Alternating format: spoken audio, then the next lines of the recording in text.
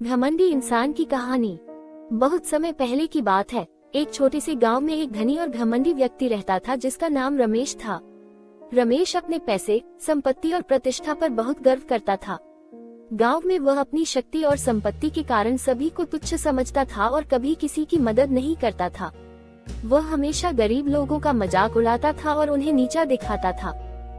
रमेश का मानना था कि पैसा ही जीवन की असली ताकत है और उसके बिना किसी की कोई कीमत नहीं। गांव के लोग उसकी इस घमंड से दुखी रहते थे, लेकिन उसकी संपत्ति और ताकत के आगे कोई कुछ नहीं बोल पाता था। रमेश का ये व्यवहार दिन ब दिन और भी घमंडी होता जा रहा था। एक नया मोड़।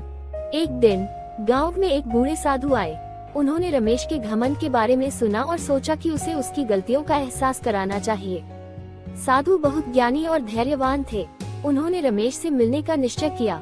साधु रमेश के घर पहुँचे और उससे कहा, रमेश, मैंने सुना है कि तुम बहुत धनवान हो और तुम्हारे पास सब कुछ है, लेकिन क्या तुम जानना चाहोगे कि सच्ची खुशी और संतोष क्या है?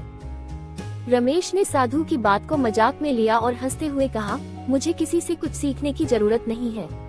मेरे पास सब कुछ है, धन, सम्मान और ताकत। तुम जैसे साधुओं के लिए खुशी सिर्फ भिक्षा मांगने में है, मेरे लिए नहीं।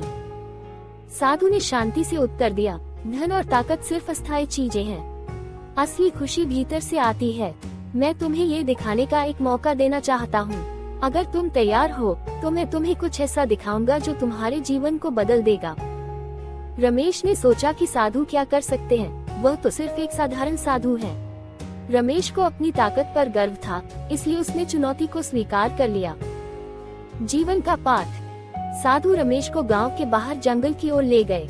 उन्होंने रमेश से कहा, तुम्हारे पास बहुत संपत्ति है, लेकिन एक दिन तुम सब कुछ हो सकते हो। तुम जो घमंड करते हो वह एक दिन तुम्हें नीचे गिरा देगा।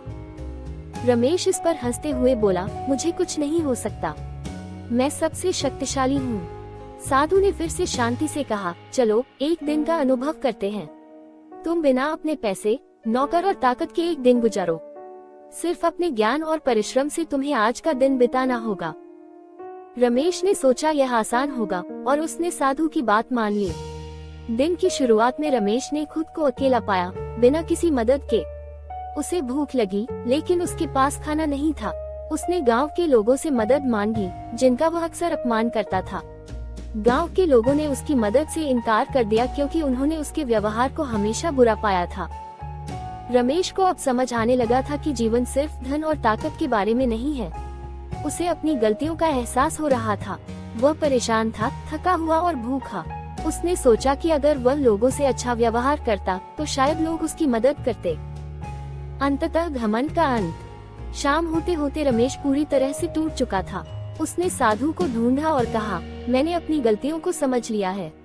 मैंने हमेशा सोचा कि पैसा ही सब कुछ है, लेकिन असली ताकत इंसान के अंदर होती है, उसकी अच्छाई और दया में। मैं बहुत घमंडी था और मैंने कई लोगों का दिल दुखाया है। मुझे माफ कर दीजिए। साधु ने मुस्कुराते हुए कहा, तुमने सही समय पर सच्चाई को पहचाना है।